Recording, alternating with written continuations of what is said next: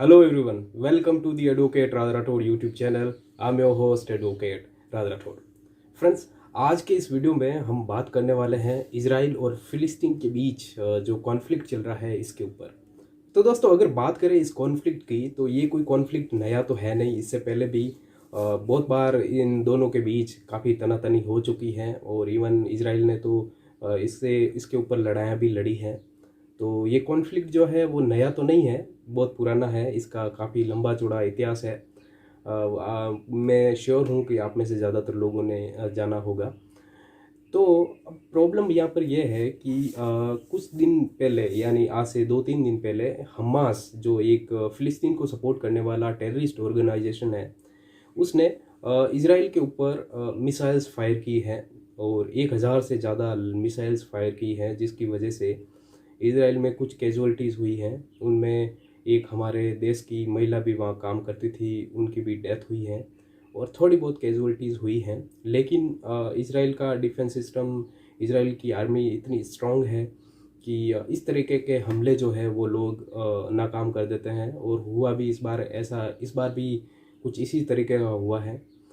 Israel के defence system ने ज़्यादातर मिसाइल्स को हवा में ही मार गिराया, ताकि ज़्यादातर कैजुअलिटीज़ इसराइल में नहीं हुई है।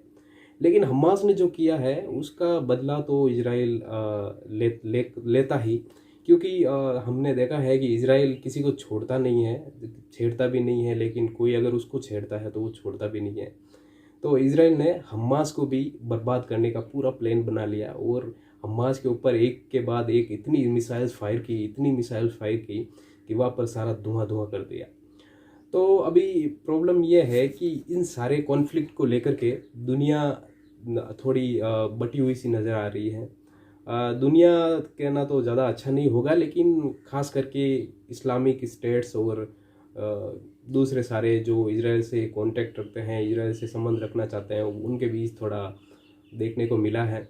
इन्हीं में से कुछ स्टेट्स ने मुंह खोला है इसराइल के खिलाफ कड़ी कार्रवाई करने का और धमकी टाइप दी है। उनमें से पाकिस्तान, तुर्की वगैरह है।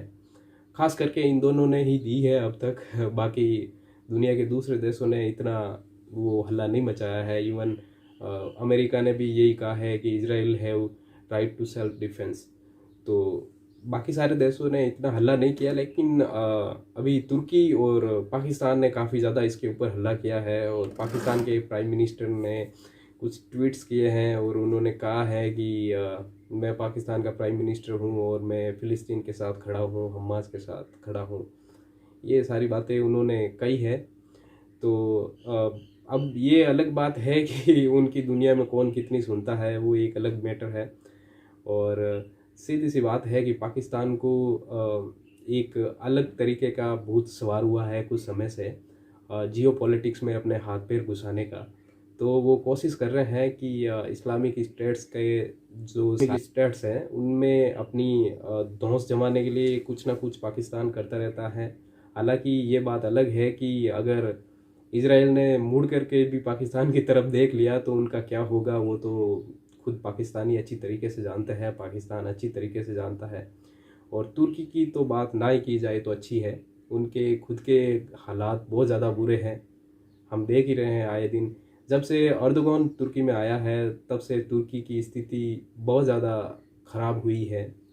इंटरनेशनल रिलेशन जो तुर्की के हैं वो बहुत ज़्यादा ख़राब हुए हैं, क्योंकि अर्दोगन जो है एक रेडिकल थॉट को बहुत ज़्यादा रिप्रेजेंट करता है। और कोई भी दुनिया का देश जो है रेडिकल थॉट को रिप्रेजेंट करेगा तो दुनिया उसकी तरफ नहीं देखेगी, सिंपल सी बात है। ठीक वैसे ही पाकिस्तान जो है रेडिकल थॉट को ज़्यादा प्रमोट करता है। अपने स्टेट के इंटरेस्ट जो है उसको ज़्यादा दरकिनार करके, उसको ज़्यादा महत्व न दे करके, ये रेडिकल थॉट है इसको ज़्यादा महत्व देता है, जिसकी वजह से दुनिया में इन दोनों स्टेट्स की क्या हालत है आप सारे जानते हैं। सो फ्रेंड्स, आप और हम सब के मन में अब सवाल ये है कि ये इजराइल और फिलिस्तीन का जो मैटर है ये कहाँ पर जाकर रुकने वाला है और क्या ये इंटरनेशनल पॉलिटिक्स को कैसे प्रभावित करने वाला है। सो फ्रेंड्स, अगर बात करूँ मैं इसराइल और फिलिस्तीन के इस मैटर की, तो ये मुझे कहीं पर भी रुकने वाला लगता नहीं है। क्योंकि जब भी फिलिस्तीन ने कुछ ऐसी हरकत की है जो इसराइल के खिलाफ हो, जो इसराइल के स्टेट्स को नुकसान पहुंचाने की हो, तो इजराइल ने तब फिलिस्तीन को भारी जवाब दिया है और बहुत ही ख़तरनाक तरीके से जवाब दिया है हर बार। और इसका हर बार नुकसान जो है फ़िलिस्तीन को ही उठाना पड़ रहा है, क्योंकि फ़िलिस्तीन काफ़ी बड़ा हुआ करता था, लेकिन जब जब फ़िलिस्तीन ने इजराइल के ऊपर इस तरीके की हरकत की है, इस तरीके से लड़ाई करने की कोशिश की है, इजराइल ने तब फ़िलिस्तीन के टुकड़े किए हैं और फ़िलिस्तीन को धीरे धीरे करके अपने अंदर मिलाने की कोशिश की है। तो अगर आप मैप देखेंगे फ़िलिस्तीन का, उस समय का, जिस समय फ़िलिस्तीन और इजराइल दोनों आज़ाद हुए थे उस समय का, तो आप देखेंगे कि और अब का अगर आप मैप देखेंगे फ़िलिस्तीन का, तो आप देखेंगे कि जब जब इजराइल के ऊपर फ़िलिस्तीन ने कुछ इस तरीके की हरकतें की है, जब जब हमास जैसे संगठनों ने इजराइल को चैलेंज करने की कोशिश की है, तब तब इजराइल का कुछ भाग जो फ़िलिस्तीन का कुछ भाग जो है इजराइल ने हमेशा कैप्चर किया है। और ये कैप्चर करने का सिलसिला जो है आज का नहीं है, काफ़ी समय से चलता आ रहा है। और इसके अंदर काफ़ी ज़्यादा इजराइल का पार्ट जो है, फ़िलिस्तीन का पार्ट जो है इजराइल ऑलरेडी कैप्चर कर चुका है। और ये मैप से भी आप देख सकते हैं कि जब जब फ़िलिस्तीन ने इस तरीके की हरकत की है तो उसको क्या परिणाम भुगतना पड़ा है। और रही बात ताकत की, तो निस्संदेह फ़िलिस्तीन के पास कोई ऐसी ताकत नहीं है, उनके पास हाईटेक वेपन्स भी नहीं है। हालांकि ये हमास वाले जो संगठन है के अंदर से जो हमले होते हैं, इनको सऊदी अरेबिया और बाकी सारे स्टेट जो है किसी न किसी तरीके से इनको सपोर्ट करते हैं। वो उनको थोड़ा बहुत हथियार दे देते हैं और ये लोग जो है शुरू हो जाते हैं इजराइल के खिलाफ। लेकिन इजराइल जो है इतना स्ट्रॉन्ग, इतना ताकतवर है कि उनको ऐसा जवाब देता है कि आने वाले काफ़ी समय तक वो सोच भी नहीं पाते हैं। और अब की बार भी यही हुआ है, इजराइल ने जो जवाब दिया है वो बहुत भयंकर तरीके से दिया है। और अब इनकी हालत ये है कि ये पूरी दुनिया को पुकार रहे हैं कि हमारी मदद कीजिए, हमारे ह्यूमन राइट का वॉल्यूशन हो रहा है और ये सारी चीज़ें हो रही है। तो ऐसे में हमेशा की तरह पाकिस्तान और तुर्की और एक दो ऐसे स्टेट्स हैं जो जिनको जियो पॉलिटिक्स में कोई पूछता नहीं है, लेकिन फिर भी उनकी अभी जब से पाकिस्तान में ये इमरान खान आया है और जब से इधर टर्की में ये अर्दगोन आया है, तब से ये दोनों जो है अपने आप को सुपीरियर, अपने आप को एक बहुत बड़ा रिस्पॉन्सिबल स्टेट समझने की गलतियां कर रहे हैं। और ये दोनों आगे आए हैं और ये दोनों इसके इजराइल के खिलाफ काफ़ी बातें कर रहे हैं।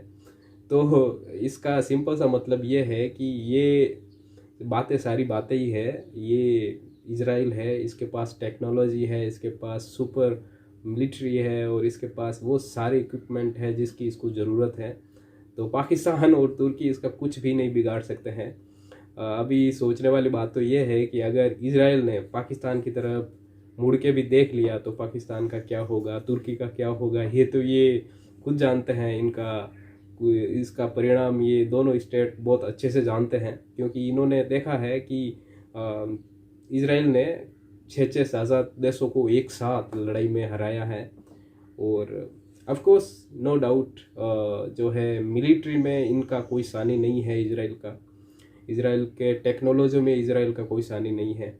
और बाकी ये पाकिस्तान, तुर्की वगैरह ये छोटे मोटे इस्लामिक स्टेट जो है तो इजराइल के खिलाफ बातें करते हैं, वो सिर्फ बातें ही है, क्योंकि असल में दुनिया जानती है कि उनके खुद के इंटरेस्ट क्या है, उनको किस तरीके से किसका साथ देना चाहिए या किसका साथ नहीं देना चाहिए। क्योंकि आज के समय में सबसे ज़्यादा ज़रूरी ये है कि आप अपने इंटरेस्ट देखिए। आप अगर पड़ोसी में का भला करने की सोचेंगे, आप अगर जो है पड़ोस में क्या हो रहा है इन सब के ऊपर बातें करने की कोशिश करेंगे, तो आपको जो है वो आप अब सीधी सी बात है कि ताकतवर देशों की नज़र में आएंगे और वो फिर नज़र में आएंगे, फिर वो छोड़ेंगे भी नहीं। सीधी सी सिंपल सा रूल है जियो पॉलिटिक्स के अंदर। जो जिस तरीके से एक स्टेट के अंदर दूसरे स्टेट का इंटरफेयर जो है वो देश ही कर सकते हैं जो बहुत ज़्यादा इकोनॉमिकली ताकतवर हो, जो मिलिट्री लेवल पे बहुत ज़्यादा ताकतवर हो, जो टेक्नोलॉजी में बहुत एडवांस हो।